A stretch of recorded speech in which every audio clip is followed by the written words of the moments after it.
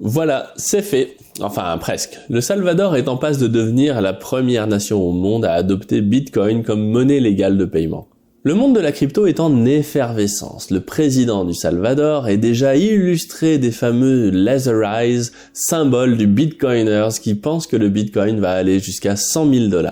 Mais de quoi parle-t-on au juste? À quoi ça sert une monnaie qui a cours légal et qu'est-ce que ça change pour les crypto-monnaies? Allez, c'est parti!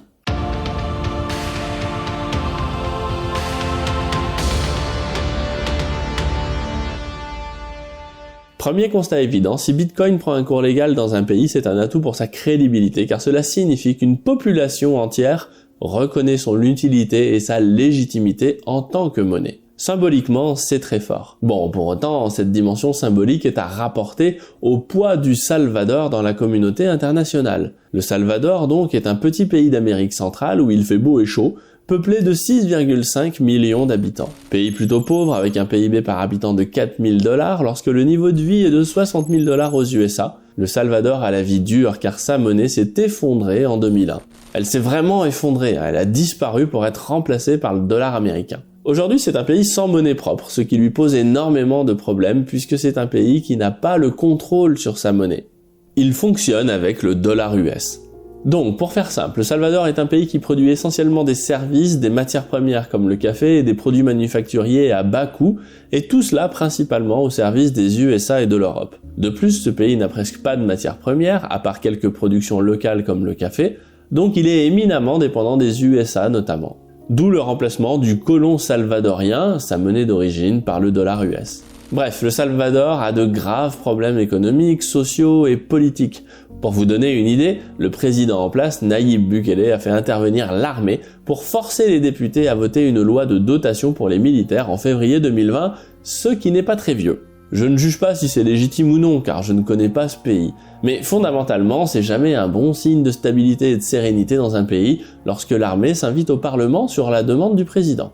Vous l'aurez compris, lorsque le Salvador annonce qu'il fait de Bitcoin une monnaie à cours légal, c'est exceptionnel pour le Bitcoin, mais le monde regarde cette nouvelle avec beaucoup de condescendance. Pour autant, le Salvador reste un vrai pays et on peut se demander quelles vont être les conséquences d'un Bitcoin comme monnaie légale, car elles peuvent être assez surprenantes à l'échelle du monde et à l'échelle locale. Déjà, pour les habitants de ce pays, Bitcoin pourrait permettre le plus légalement du monde de se constituer une épargne rémunérée, alors que 70% des habitants n'ont pas accès à un compte bancaire. Localement, c'est une très bonne idée car la possibilité d'épargner est une étape indispensable pour mettre sur pied une économie capitaliste. Épargner, cela signifie être capable de faire des anticipations dans le futur. Une industrie de l'épargne permet également de placer son argent. Aujourd'hui, en Bitcoin, on trouve facilement des taux d'intérêt à 6%.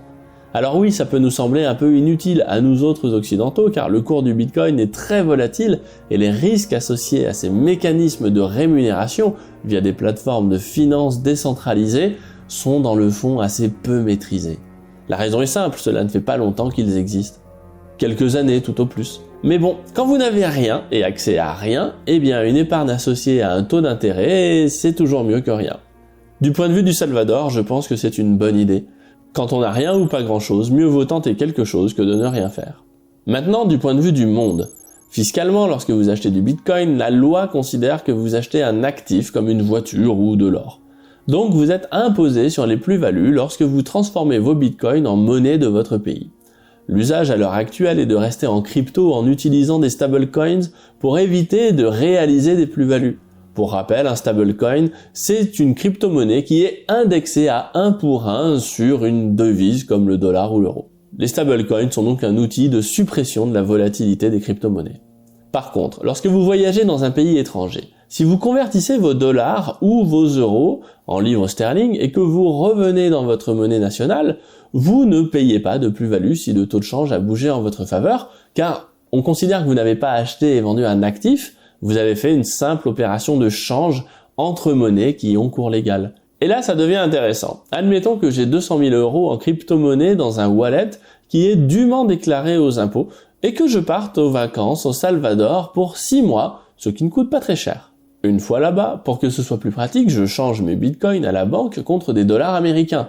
Donc, j'effectue une opération de change entre deux monnaies qui ont cours légal. Ensuite, lorsque je repars chez moi, j'achète pour 200 000 $ de Bitcoin avec mes 200 000 $ US. Je suis donc de retour dans mon pays avec une preuve d'achat de mes 200 000 $ de Bitcoin pour 200 000 $ US. Conséquence logique, ma plus-value est à 0 en toute légalité car je suis capable de prouver comment j'ai acheté mes Bitcoins en dollars US qui plus est. Summum du confort, je n'ai même pas eu besoin de faire un virement bancaire du Salvador vers ma banque principale dans mon pays d'origine puisque je reviens avec un wallet Bitcoin et une preuve de transaction dollars US vers Bitcoin. Ça évite tous les problèmes liés aux virements internationaux qui sont nombreux, surtout avec le Salvador, j'imagine. Amusant, non? Bon, en réalité, je suis pas sûr que les USA ou l'Europe trouvent cela amusant très longtemps. Mais bon, ce type de question va se poser et la réponse va être doublement compliquée. Compliquée une fois car ma transaction est faite sur du dollar, monnaie légitime par excellence. Compliquée une deuxième fois car le Salvador n'est pas sur la liste des paradis fiscaux. À un moment, il va donc falloir expliquer qu'il y a des pays plus ou moins égaux par rapport aux autres. Le débat va donc être houleux et d'ailleurs cela a déjà commencé à jaser. Trump a déjà déclaré que le Bitcoin c'est du bullshit et que le dollar devait rester la monnaie mondiale. Ambiance. Autre aspect. Est-ce que des entreprises vont aller s'installer au Salvador pour se créer une comptabilité native en Bitcoin et avoir leur siège dans un pays qui devrait être facilitateur pour ce type de projet? Honnêtement, je n'en sais rien car installer son entreprise en Amérique centrale dans un pays à la criminalité élevée et qui reste étroitement sous domination du dollar et des USA reste un challenge à part entière. Personnellement, je préférerais largement la Suisse. C'est pas pour rien qu'autant de gens vont installer leur boîte crypto en Suisse. Par ailleurs, je souhaite aborder une question que l'on me pose en ce moment. Où va le cours du Bitcoin? Pourquoi est-ce qu'il ne se redresse pas? Ma réponse est simplissime, je n'en sais rien et je m'en fiche. Comme je vous l'ai déjà dit, la volatilité du Bitcoin par rapport à sa performance est tout à fait normale. Son ratio de Sharpe nous indique que Bitcoin est l'actif le plus rentable par unité de risque. Dit autrement, vous gagnez beaucoup d'argent avec Bitcoin car Bitcoin est très risqué. Reste à vous de décider quelle est la nature de ce risque. Si vous pensez que c'est une bulle, alors vous avez déjà perdu 50% de votre mise car la bulle est peut-être en train d'éclater. Vous avez fait un pari, vous avez joué et vous êtes en train de perdre, c'est la vie. Par contre, si vous pensez que la promesse fondamentale de Bitcoin est solide, alors vous savez que vous êtes en train d'observer une simple variation de cours qui n'a pas forcément de sens en soi. À mon avis, personne ne peut savoir pourquoi il baisse et personne ne peut savoir pourquoi il monte à très court terme.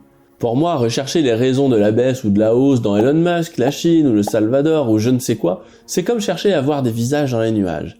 La bourse est un système complexe et à court terme, le hasard occupe une place bien plus importante dans la formation des prix par rapport à la variation fondamentale de la valeur. Donc ça n'a pas de sens de se triturer la tête pour savoir ce qui va faire le cours de Bitcoin demain ou à l'échelle d'une année même. Tout ce que je sais grâce à Nestor, ma plateforme d'assistance à la gestion libre en ligne, c'est que le cours du Bitcoin se rapproche de -1 écart type, ce qui est tout à fait banal et qu'en dessous de -1 écart type, je pourrais en racheter un peu car cela signifie qu'il est en dessous de sa moyenne de long terme. S'il passe -2 écart type, alors il faudra choisir son camp, soit en acheter car il sera fortement sous-coté, soit juger que ce n'était qu'une blague, chacun jugera. Dans tous les cas, appeler ce petit mouvement à l'échelle de Bitcoin, bien entendu, de -50% à un crack, c'est de l'amateurisme ou de la fantaisie. D'ailleurs, même Olivier Delamarche, il est un grand sceptique du Bitcoin, le reconnaît, car c'est un homme intellectuellement honnête. Attention, faut parler, faut définir un tout petit peu les mots crash. Vous avez quelque chose qui ne valait rien, qui est monté jusqu'à 60 000 € et qui est redescendu à 30. Mais ça vaut encore 30 000 €, donc ou 30 000 $ plutôt le Bitcoin. Donc on peut difficilement pour l'instant parler de crash. En conclusion, pour ce qui concerne le Salvador, je suis terriblement curieux de voir comment tout cela va se passer. Est-ce que le président en place ira jusqu'au bout? Probable, mais cela reste à voir car il reste un politicien sous pression de pays bien plus grands que le sien. Comment vont réagir les autres puissances? Vont-ils devoir expliquer qu'il y a des pays plus légitimes que d'autres pour décider ce qu'est une monnaie ou non? Est-ce que les USA vont faire jouer la règle impériale de l'extraterritorialisation du droit américain pour tout usage du dollar afin de casser les reins de cette initiative? Tout ça s'annonce passionnant, alors je vous dis à bientôt pour de nouvelles vidéos. Ciao!